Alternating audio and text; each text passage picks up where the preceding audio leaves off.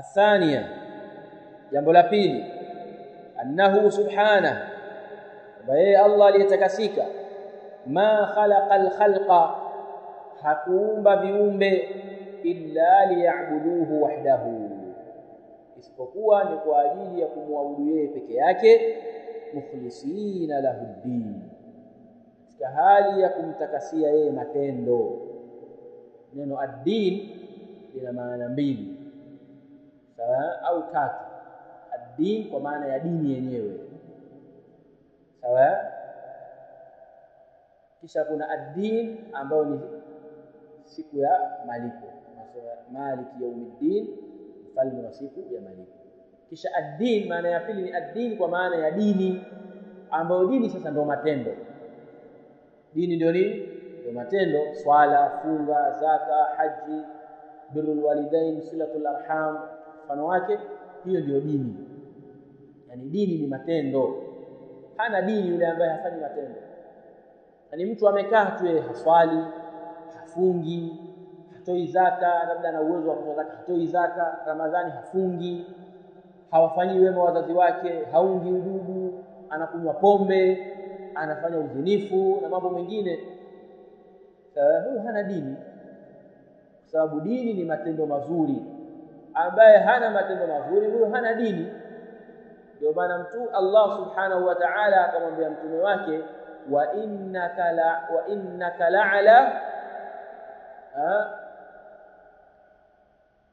innaka la'ala khuluqin adhim, na wewe Muhammad upo katika tabia zilizokuwa nzuri. Ibn Taymiyyah rahimahullah ta'ala katika al-wasiyah as-sughra anasema ai ad-din kulluhu, maana yake nini? Dini yote. Maana wewe Muhammad upo kwenye dini yote. Kwa nini akasema ad-din kulluhu? Kwa sababu zile tabia zile na matendo, sawa. Swali pia ni tabia nzuri. Sidhani tabia nzuri ni kumsalimia mkubwa na kumhurumia mdogo, mpaka kuswali pia ni tabia nzuri, sawa. Swali, funga, yote ni tabia nzuri, ambayo hiyo ndiyo dini yenyewe. Kwa hiyo dini ni matendo. Kwa hiyo anatakiwa Muislamu aamini ya kwamba ili apambanuke na mshirikina, anatakiwa aamini ya kwamba Allah subhanahu wa ta'ala ma khalaqa al-khalqa, hajaumba viumbe illa liya'buduhu, isipokuwa kwa lengo la kuwa wamwabudu yeye wahdahu, peke yake, mukhlisina lahu ad-din, hali ya kuwa ni wenye kumtakasia yeye nini?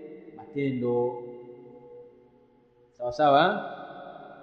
Wadalilu ala dhalika, na dalili ya kwamba Allah amewaumba watu kwa lengo la kuwa wamwabudu ni kauli yake aliposema, wama khalaqtul jinna wal insa illa liya'budun, na sikuwaumba majini na watu isipokuwa kwa lengo la kuwa waniabudu mimi peke yangu. Hili ndio lengo la kuumba watu na majini, sawa. Na katika hadithi pia imekuja hadithi ya Muadh, tunamuuliza Muadh, atadri ma haqqu Allah 'ala al-'ibad wa ma haqqu al-'ibadi 'ala Allah? Qala Allah wa rasuluhu a'lam. Je, unajua ni ipi haki ya Allah na ni ipi haki ya waja kwa Mola wao? Unajua ni ipi haki ya Allah kwa waja wake na ni ipi haki ya waja kwa Mola wao? Muadh akasema sijui. Tunaambia haqqu Allah 'ala al-'ibad an ya'buduhu wa la yushriku bihi shay'a, wamwabudu yeye peke yake na wala wasimshirikishe na kitu chochote. Kwa nini? Hiyo ndiyo haki ya Allah kwa waja wake, kwa sababu ndilo lengo ambalo amefanya, amewaumbia kwalo wanadamu, au ndio lengo ambalo ameumba viumbe, sawa.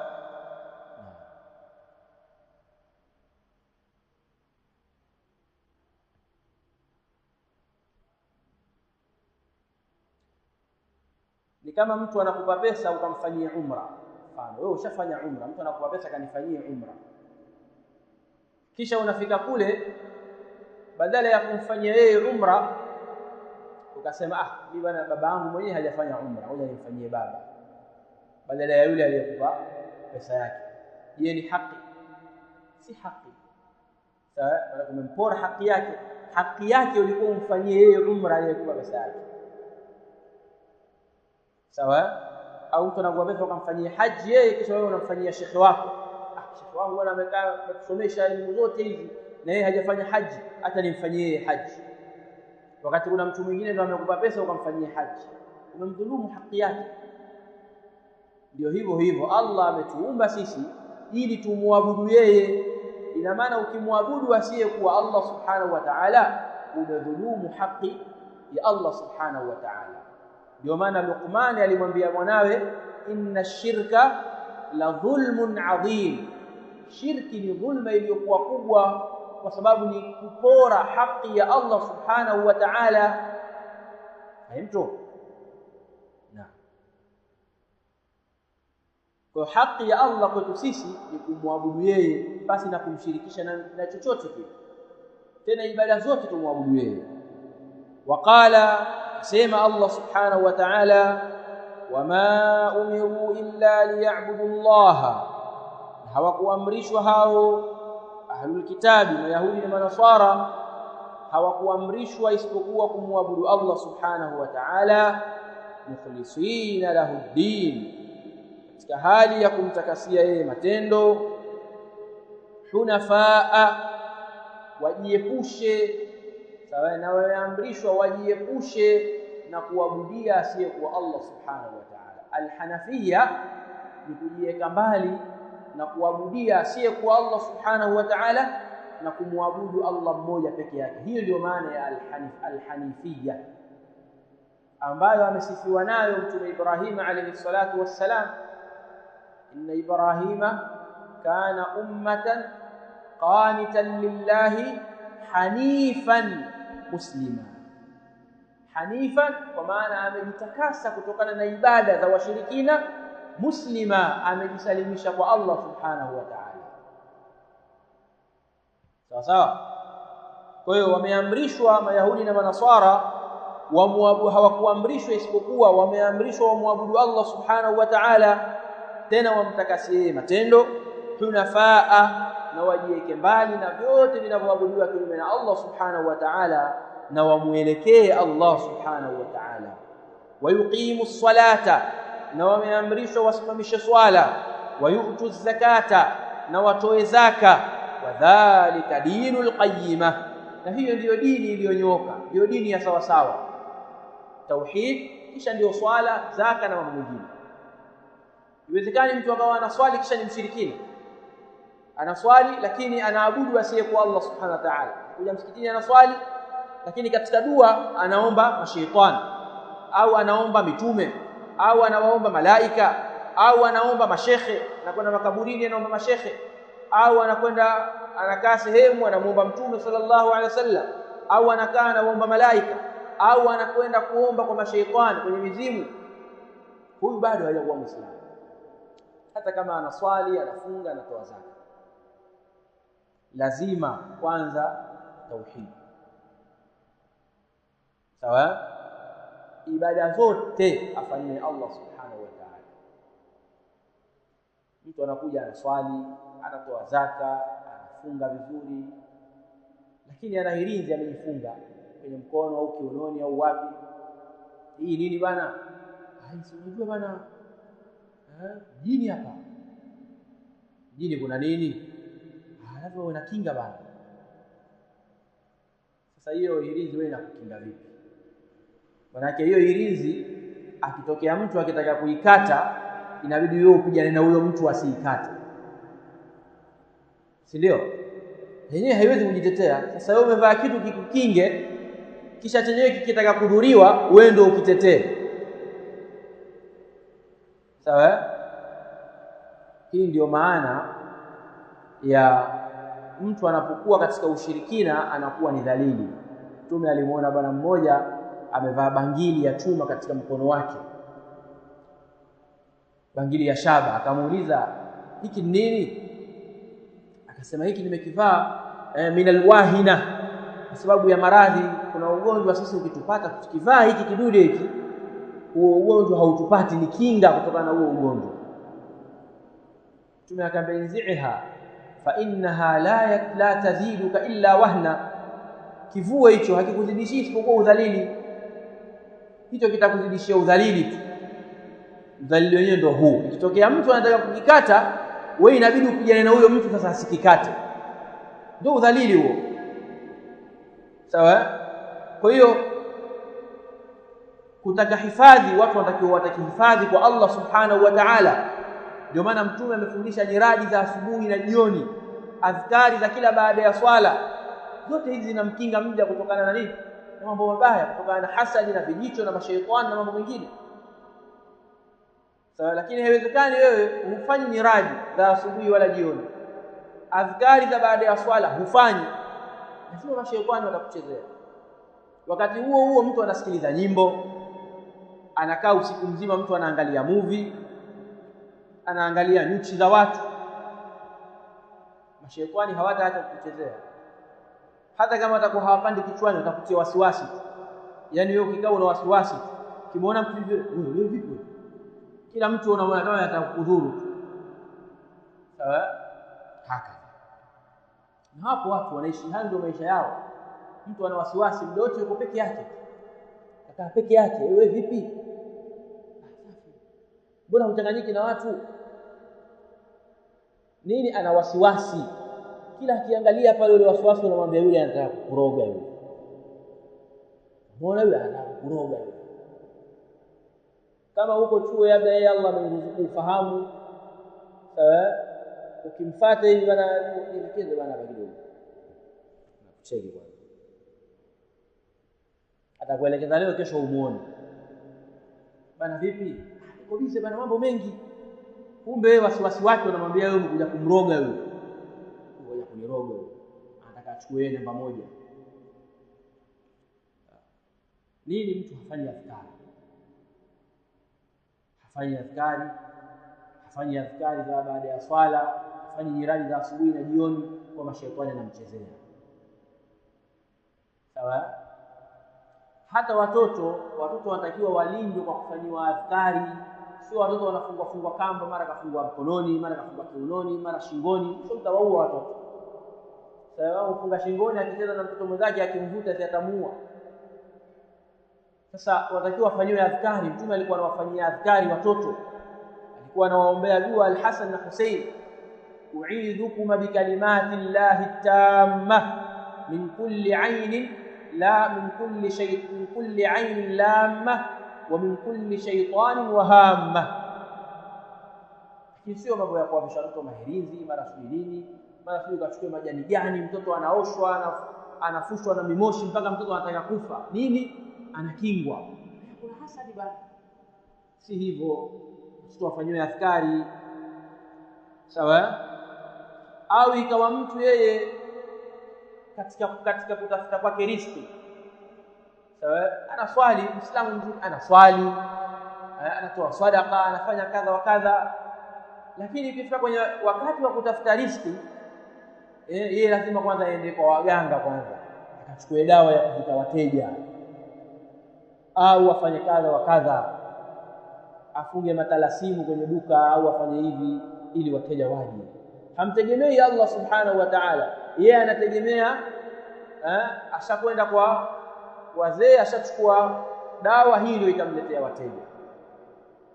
Haitakikani, sababu kutegemea pia ni ibada, inatakiwa ielekezwe kwa Allah subhanahu wa ta'ala peke yake. Au kutaka msaada, mtu amepatwa na balaa, anaumwa na maradhi, ikiwa atake msaada kwa Allah subhanahu wa ta'ala amponeshe yale maradhi yake, au kama ni mitihani amuondoshee. Sawa? Ama kwenda kutaka misaada kwenye mizimu na kwenye vijamkera na mambo gani, hayo yote hayatomsaidia Mungu. Na hayo yanaporomosha ibada zake, hizi swala zake, funga, zaka, zote zinaporomoka. Na huo ndio ubaya wa ushirikina. Sawa? Mtume sallallahu alaihi wasallam anaambiwa na Allah, walaqad uhiya ilayka wa ila alladhina min qablika, kwa hakika tumepeleka wahi kwa mitume kabla yako na tumekufunulia wahi wewe Muhammad, la in ashrakta, ukifanya ushirikina wewe, la yahbatanna amalu, matendo yako yote yataporomoka. Sasa huyo ni mtume anaambiwa hivyo. Je, mimi na wewe? Mtume haingii kwenye ushirikina. Haiwezekani mtume afanye ushirikina. lakini ni katika mlango wa kumuonya mdogo kupitia mkubwa.